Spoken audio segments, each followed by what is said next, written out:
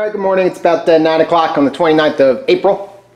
I'm going to get these boot patches finished up today, get them all painted and prepped and all that kind of good stuff, get them welded in, and then move on from there. I've almost got the gaps here between the bulkhead and the heel board, whatever you want to call that. I took the hammer to it again. I got to do some more pounding there. I'd like to get that gap, especially right in here. I'd like to get that closed in a little bit.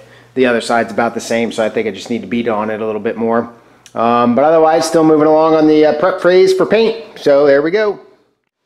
All right, got the corner piece ready, painted, spot welds, plug weld holes drilled out, ready to go, and got the area cleaned up. Got the same thing for this guy. He's ready to get cleaned up. That guy's been painted. So I'll get this one in and tacked in and then welded through. Same thing on the other side. All right, got that corner piece welded in. Got to clean it up, obviously. Moved on to putting this curved piece in.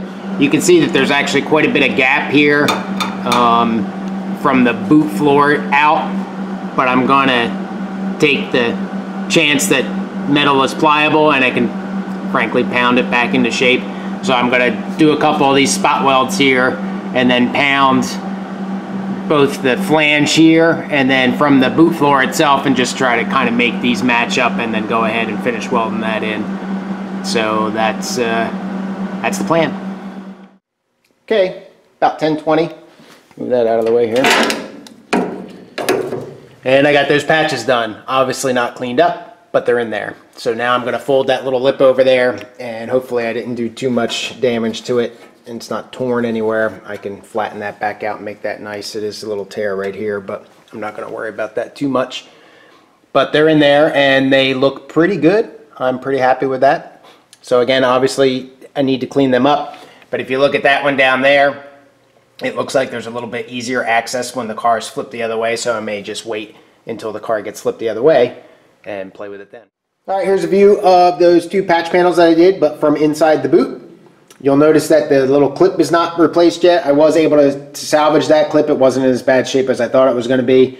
So I'm going to just go off of this side, measure the distance between the two holes on this side, kind of cross my fingers and trust that it's going to be symmetrical and the same distance for the two holes on this side. Drill some holes in that new patch in that corner and just plug weld that guy in. All right, so I just took a straight ruler. You can see it there, and the other one was just about 5.4 inches or so, so I just measured 5.4 between the brackets, drilled two holes there for spot welds. I'll get them from underneath, and then the one hole through the bracket and through the floor to put the sheet metal screw in, and I'll flip the car up here real quick, get that welded in, and then keep going. That guy's in, not a problem. If you remember me talking about this, obviously have some disconnection between the floor pan, specifically the transmission tunnel, not the new stuff, and the heel board here. So my guess is from welding in and just moving stuff around and all that kind of stuff that they popped several of these spot welds. It looks like 1, 2, 3, 4, 5 or so here, and that allowed this to kind of pull away. So my plan here is to drill the spot welds out, make holes on the tunnel side here, use some sheet metal screws that I like to use so much, screw it down tight, and weld it back up. All right, so that came out pretty good. Took care of that gap there. So happy with that. And you can see from the inside, I didn't take any still images, but you can see from the inside that it cinched right up in there. So pretty cool there. I mean, what's a guy gonna do when they're 2 for $3? All right, folks, it's Saturday morning, the 6th of May, about 8:15 or so. Getting close to wrapping up stuff on the bottom here, I think. I've got the space here between the kickboard and the whatever that cross member there as about as tight as I'm going to get it. The only area of concern really that I've got left is back here. You can see that there's pitting and everything in the boot floor where it takes that angle down. That's the piece I replaced. Not a great job of a replacement there from the black car, but what I'm going to do is I've got some water and vinegar, 1-to-1 ratio mix, and I'm going to get that on there to try to convert some of that rust. I've used that in the past, full strength to do like cleaning bolts and things like that. It works pretty well. And so I'm going to get that on there and let that soak, and then can just continue with the wire brush and the seams and everything like that. I got this area cleaned up pretty well on the last visit. Flip the car the other way at some point and do that side too, and then just look for final areas of pinholes and things like that and stuff that I may or may not weld over, and either rely on the seam sealer to take care of filling in that pinhole, or to rely on some Bondo. I've got some short strand filler, body filler that I also may use, fiberglass stuff, to also get in those holes. So another step closer. Depending on how it goes today, we may be looking at paint here real soon. 9:50, quick update. Going through and still cleaning stuff up. Cleaned up some welds here on the wheel arch that I needed to redo. I had a couple blow through welds in here. I got those in there. Can't see them anymore though, can you? Pretty good job. Got this area cleaned up. I hadn't ground that down. You can see where the grinding kind of stops there. Obviously the wing gets in the way. Trying to get into these inaccessible areas in the wheel arch and the heel board area, and that's just a real pain in the rear. Hard to get in there with a wire brush, either manually or on a drill, anything really. I used brake clean to try and get into these nooks and crannies in here and get some of the grease out that was probably deposited from the differential, and got a lot of that cleaned up pretty well. And then here you can see all the rust and nastiness that's coming out where I put the vinegar. So what I'll do here is I have some water and baking soda to neutralize the vinegar, get that cleaned up, and then I'm just going to probably go through and start rubbing everything down with a scuff pad and getting that much closer to getting ready to put some primer on this puppy. Alright, well, except for final once over, the bottom is ready to prime as far as I'm concerned. Got the back cleaned up here, got it neutralized from the vinegar with some baking soda. So I'll go back through that and scuff all that up and get in the nooks and crannies and all that. Obviously there's still some residue and stuff like that, but again, like I said, except for the once over, I'm happy to prime. So I got a lot of work logistically obviously to do to set up a little paint booth in here, kind of to do that, but what I want to do now is transition and get to cleaning the inside a little bit. Again, because I'm afraid if I don't do the inside and I go to either weld or grind or something like that on pieces that are going to come in contact with the bottom of the car, I'm going to burn the paint on the bottom, and I don't want to do that and have to respray some spots, because once I get done with the bottom, I want to take these wings off and get the body set, and essentially not really have to go under it again until I'm ready to put actual paint on it, because I don't intend to do anything under here except for regular body paint. I've changed my mind on undercoating. So I want to move on to the inside now.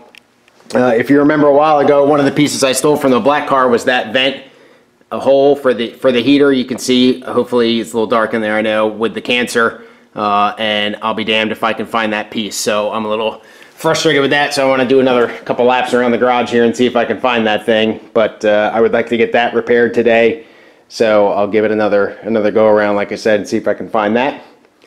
And otherwise, I'm going to put the car back down on the wings here and get to cleaning on the inside some. Alright, so I got this seam kind of cleaned up here. You can see quite the 3 layers of metal between the A-post, the floorboard, and the outer sill there. So that obviously didn't line up too level, but so be it.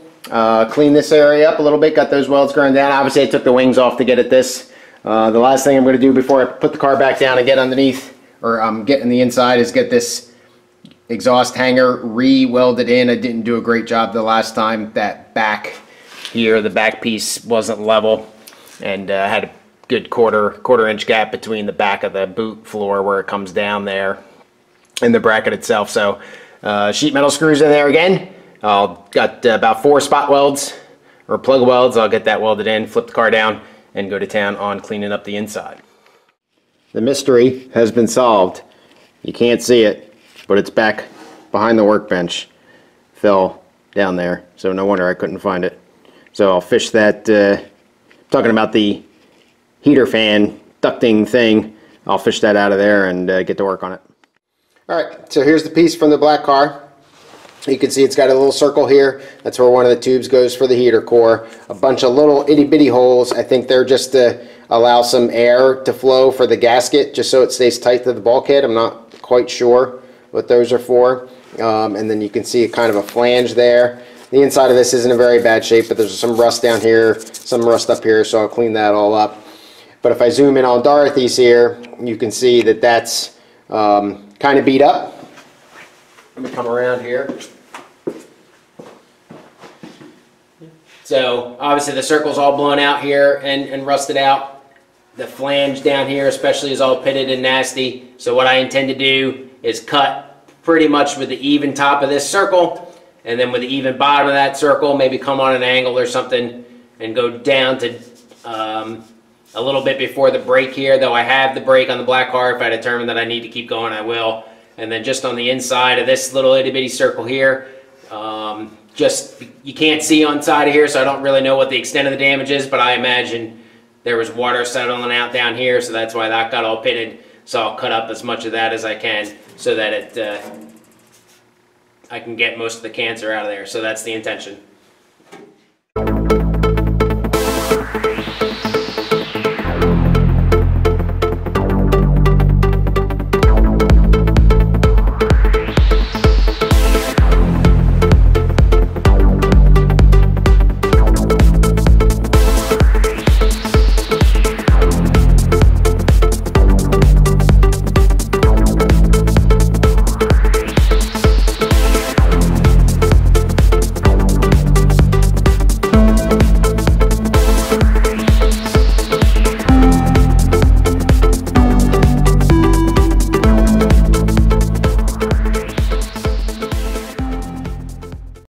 Alright, well, I got the piece out.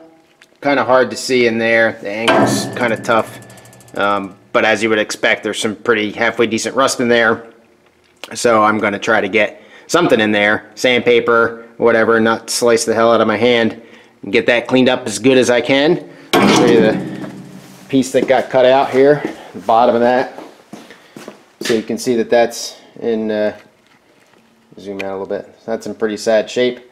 Not horrible, but definitely enough from the black car here to just cut a piece out there and fit it. So I'll get that guy sized up and cleaned up, and then I'll get the inside of the water box, or whatever you want to call it, cleaned up as good as I can and keep going. Alright, well, it's not perfect, but I got the inside of it cleaned up as best as I could and primed up just with regular primer. It's a real pain to get in there. Obviously it's a pretty tight squeeze, and there's no real way to disassemble anything. These screens could come out, I guess. I believe they're only spot welded here and here, but that's not going to really give me any access. The only way to really get in there and clean it well is to disassemble it, and I'm not going to do that. So waiting for the paint to dry inside. I've got the replacement part getting painted, 2 coats of weld through, and I'll get that cleaned up and get the thing placed and welded in. In the meantime, I'm going to go to town in the inside here a little bit. Alright, so I got it fitted up, ready to go. I also removed this little cross member here from the door. 1, I don't think I really need it, and 2, is getting in my way. I'm not going to be able to film the welding just because of the angle that I'm at. I would only be able to shoot through the side over here, and you're not going to really be able to see anything. So I will come back when she's in, and you can see there's about 15 pounds of seam sealer, it looks like. So they definitely weren't afraid of using that stuff. It's really thick up here. Alright, so there's that done. Pretty happy with that. Not going to worry too much more about welding, or excuse me, grinding down what I've got for welds. After all, it is going to be totally covered and sealed with a gasket, so I'll obviously prime it. I'll probably seam seal it first, or after, excuse me, just to make sure. Prime it when I prime the car. And that's going to be about it for the day. So I think I've got enough now to upload a video, so I think I'll go ahead and edit something up and do that. And look at getting my next visit to start making the paint booth and figuring out how I'm going to set the car up to do that most efficiently. Do some practice dry runs, and then scuff up the inside too. You can see obviously there's all sorts of nastiness back there on the wheel arches and everything that I want to take care of before I come up here. But But yeah, so that's going to do it for me for the day. Time to go home and mow the lawn. So thanks for watching. Thanks for liking and thanks for subscribing. Well over 700 now, so it's pretty exciting. Still shooting for that 1,000, but it is what it is. So I'll take what I can get, obviously. So please visit the website, www.roundtailrestoration.com. I think I'm half a post behind, so I really got to dedicate some time to spruce that baby up a little bit, but that's going to be sometime in the future. So again, thanks everybody for your comments and the interaction that I get to have with everybody. I enjoy that, and yeah. So have a good rest of your weekend. Cheers.